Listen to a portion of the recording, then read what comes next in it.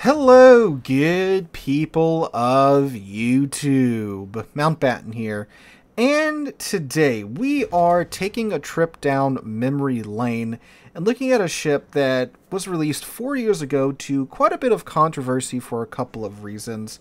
A ship that wasn't overly well received by the community upon her release. And it's interesting for a couple of reasons. One, we're taking a look at what is a dockyard ship. So, as one dockyard with the Almirante Oquendo is coming to an end, I'm sure very soon Wargaming will be announcing what the next dockyard ship is. If they haven't already, I've just, missed it in my day-to-day life. And taking a look and seeing, what are these dockyard ships like 4 years down the road? These ships that you have to grind, a bunch of combat missions for, or open up your wallet by quite a bit in order to acquire. So we're taking a look at the second ever dockyard ship today, and that is the Odin. Now, this is easily one of the most controversial ships in game for two reasons. First off, this is following the Puerto Rico dockyard, right? So the original Puerto Rico dockyard, not the one that they put up a couple of years ago, was a bit of a disaster for wargaming. The combat missions were incredibly difficult. You essentially had to give up your Christmas and winter break in order to acquire the ship, or you had to fork over in the neighborhood of $410 in order to acquire the Puerto Rico in her first dockyard. So, Wargaming thankfully listened to the outrage that occurred after the Puerto Rico dockyard, and they made some adjustments to the Odin's dockyard event.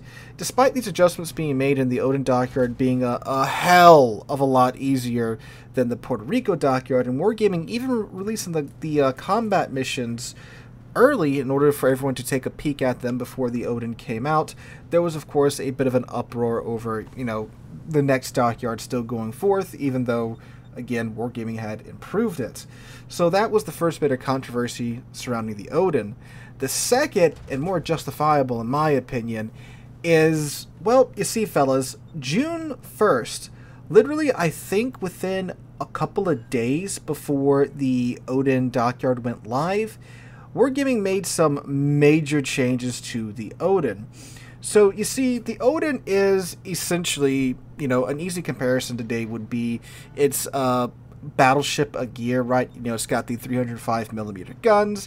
It's got some incredibly thick armor. The Odin is one of the toughest ships in the game when it comes to just the sheer thickness of the armor. And, it had nine 305mm guns, and you'd expect with a battleship, because this is taking up a battleship slot with 305mm guns, they'd be one of two things: either accurate or have a fast reload time. And the Odins had a pretty fast reload time at 20 seconds.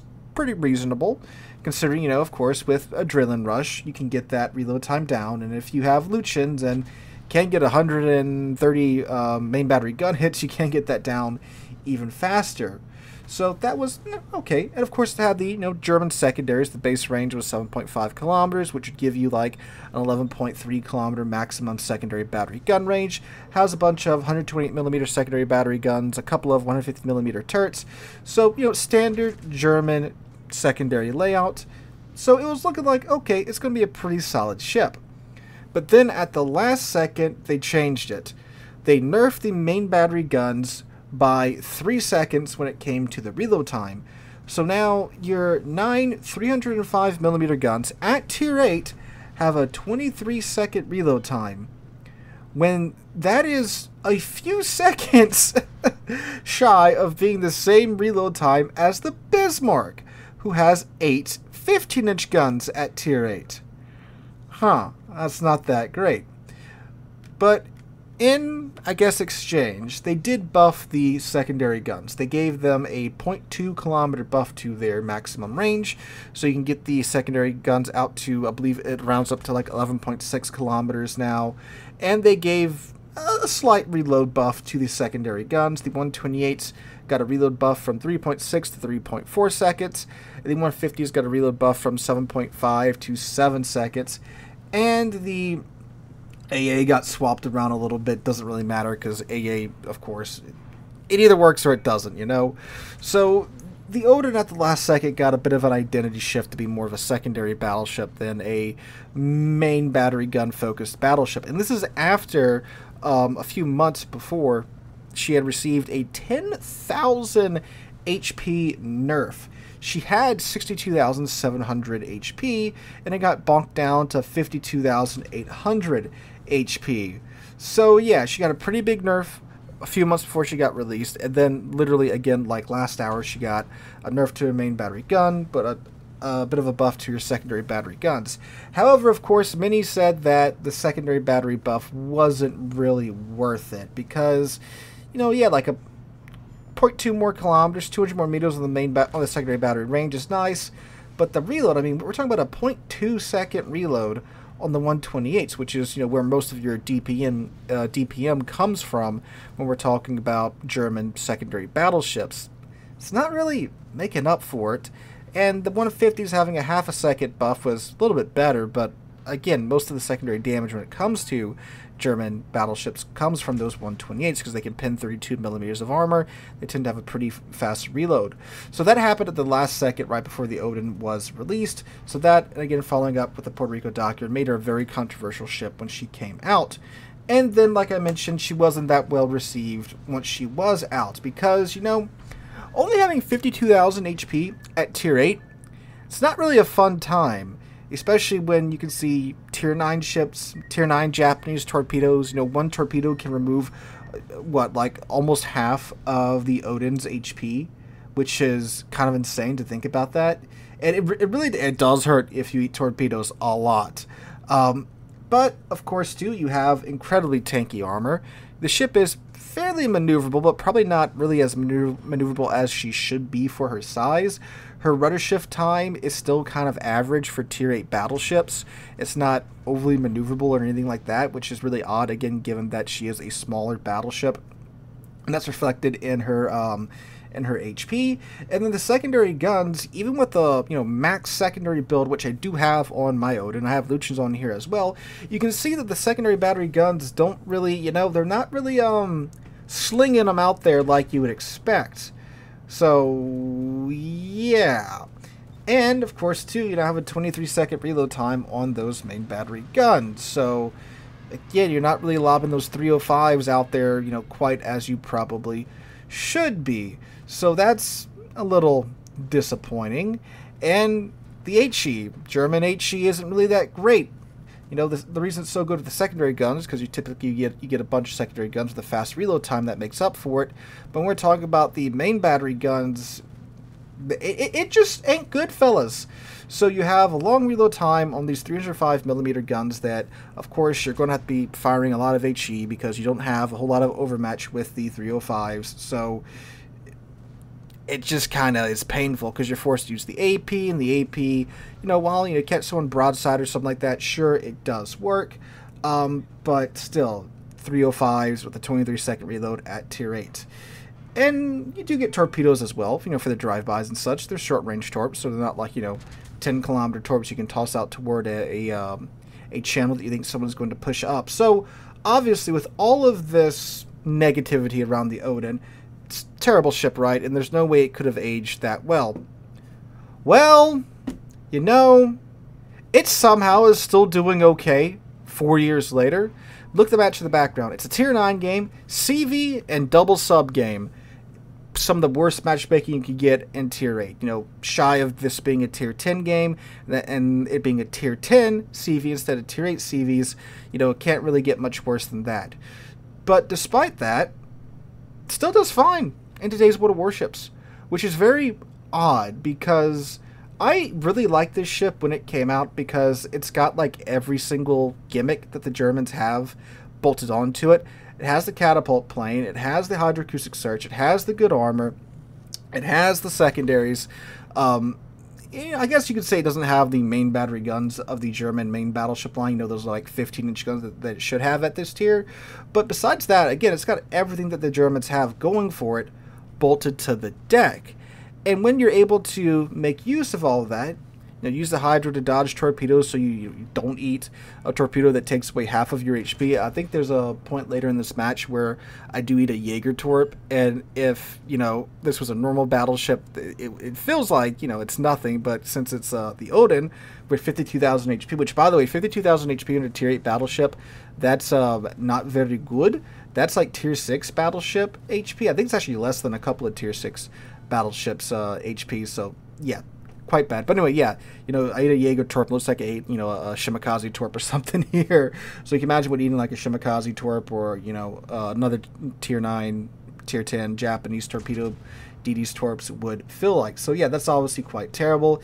And then, of course, with the CVs and, their ordnance, that can be quite painful. But she's still doing pretty dang solid 4 years later.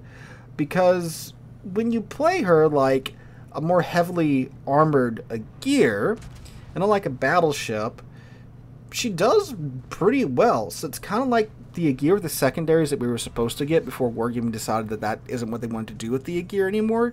You use your pretty good, speed and your decent maneuverability. While, yeah, the rudder shift could be better, it's still pretty decent for a Tier 8 battleship. So it's not like she's got GK's rudder shift time. It's just kind of okay at 14 seconds. And, she can go 30 knots, slap the speed flag on there. You can go 32 knots and change, so that's not so bad. Of course, if you have Lucians with the secondary guns, while they will take some time to get to 100 secondary hits, they will get there because they are still German secondary guns at the end of the day. You pop that, and it's a lot more comfortable there with the secondary guns.